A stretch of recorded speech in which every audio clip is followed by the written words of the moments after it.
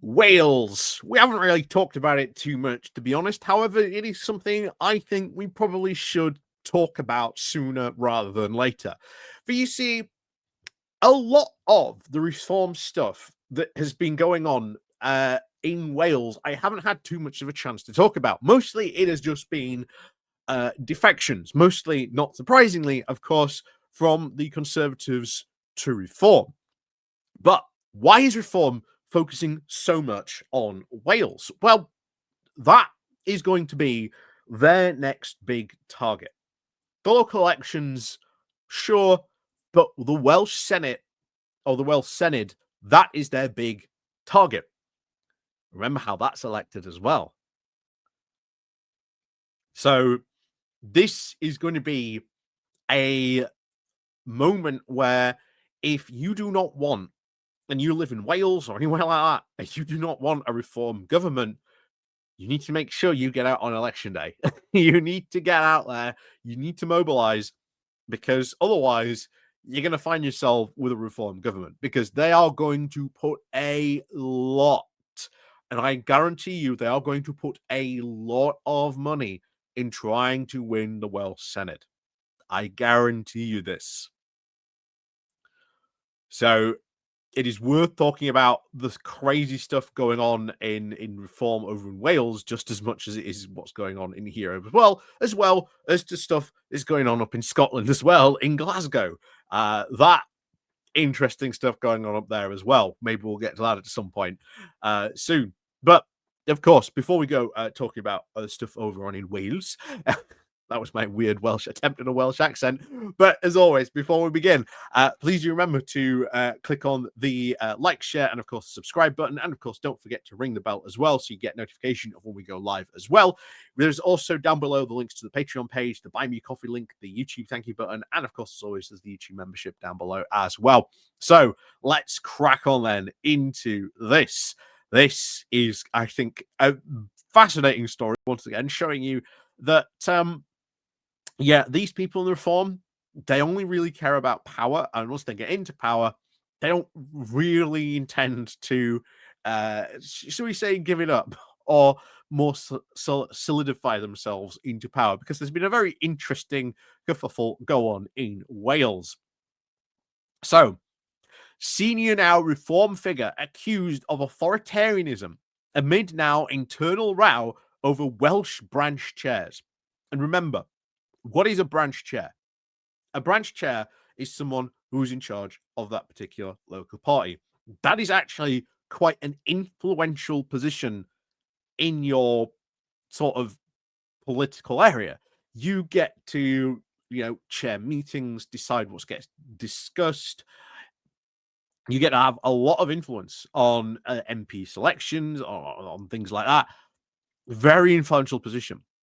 So it would be kind of odd to, let's say, remove the old branch chair, put in this new branch chair who got appointed, let's say, by Zia Youssef, which no one really knows why he got appointed, and then to start, shall we say, sacking all the other branch chairs that are currently there to put in interim ones who, in one case, happens to be their father. Let's go digging on into this, shall we? So, a senior now Reform figure has been accused of fueling an authoritarian culture within the party amid now an internal row over lack of elections for Welsh branch chairs. Reform's campaign director for Wales, Cllr David Thomas, was appointed to the role by the party chairman, Zia Youssef, earlier this year. Of course, he's not the party chairman anymore. This, of course, followed then the departure of the interim director of the party in Wales, Kirsty Wimslow, who then was made redundant. Wamsley has then been tasked with installing new chairpersons in new branches across Wales, but then was later accused of engaging in cronyism, where she was appointed her own father for one of the roles.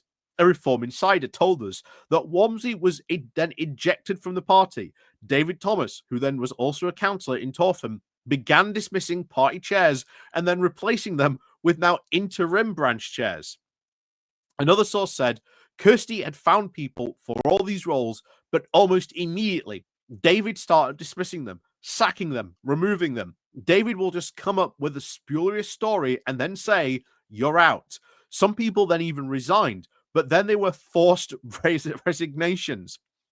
Is it understood that at least 9 out of the Reform's 16 branch chairs in Wales have now been removed? It is the most high-profile casualty, of course, being the Senedd member, Caroline Jones, who was dismissed as the chair of Reform's Bridgend and Glarmouth branch. A Reform source also said that branch members all over Wales are now up in arms. David Thomas is not just firm and robust, he is a bully and a well-known misogynist. Once again, Reform vetting really going well there. But it's unbelievable that they are putting as much pressure as they are putting an investment into Wales, that you would think this stuff would be going on. Unless, of course, the upper branches find this all okay. Anyway, it continues. There's now a lot of branch chairs who were then dismissed, of course, were women. Kirsty is a woman. There is now a pattern here emerging in Reform with Wales. When we pointed this out on Twitter by Councillor Cllr Thomas pushing back in 2022, and when he branded Labour left councillors on the Torfaen Council as ugly. Ian Williams, the Reform UK candidate who stood in Torfaen at the last general election, then raised concerns about Councillor Thomas' behaviour on Facebook, announcing then his exit from the party. Williams then warned Reform supporters that there was now a myriad of troubling aspects regarding Dave Thomas's behaviour still hidden from your view. A Reform source then also said, "I don't think David Thomas' behaviour has been given the coverage that it should. This is a party that could be in power in the Senedd. The public needs to understand what sort of personalities in Reform there are now, and that are now calling the shots in Wales." Oh dear. Oh dear, oh dear.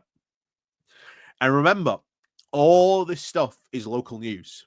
All this stuff is local news. It's very likely the national news probably doesn't end up covering it, but it's all down to local news. Once again, showing you how important your local newspaper is. So please, if you happen to be walking past a newsagent or anything like that, do pick up a copy of your local newspaper. It will be really appreciated. Give it a read. Find out what's going on in your area. Support your local newspaper. Please, please, please do. It is so important. But anyway, back to this. It is then, of course, understood that branch members have now been promised a democratic vote to elect the chairpersons. But after several months in the role, Councillor Thomas has yet to actually arrange this. The former independent councillor, along with 2 other Torfaen councillors, then gave Reform UK its first official presence in Wales when they defected to the party last year. Remember what we've been seeing, that you've seen a lot of people jump ship and being the first to do so. It seems to me that Reform are offering, or at least trying to offer, the carrot to these people of, oh, if you jump first, then you might have some sort of reward, maybe not a monetary reward, but oh, here's this position in the party. You're now in control.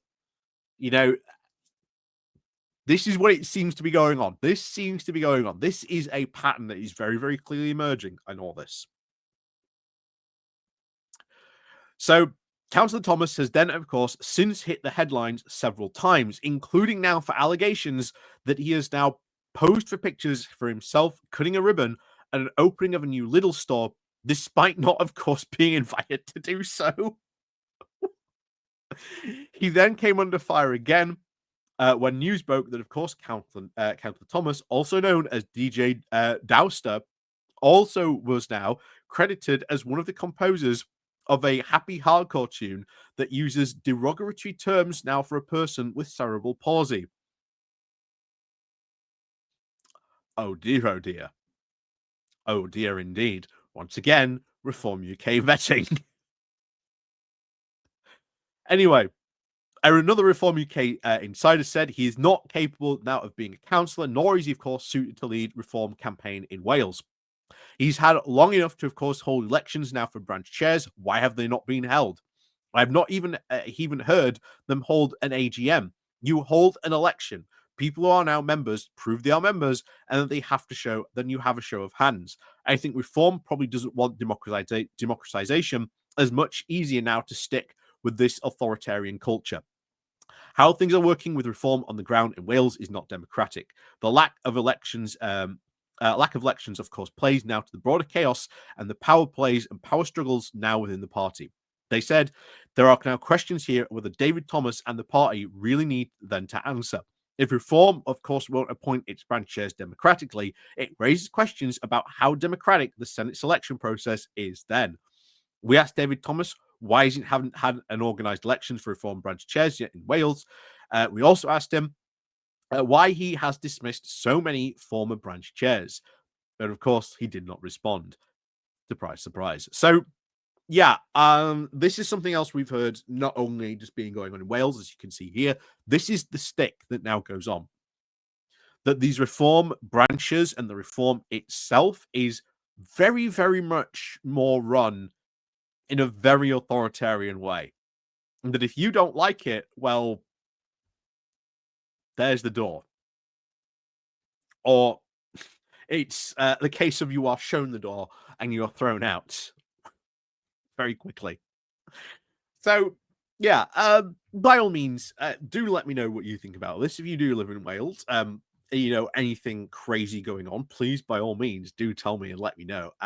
It is very, very interesting when people say, hey, you need to look at this, because I've said before, there is a lot of stuff to cover going on, like in these reform councils and these reform things. Meetings are now back in full swing, so there's stuff going on there. Honestly, there's just too much stuff to cover by myself.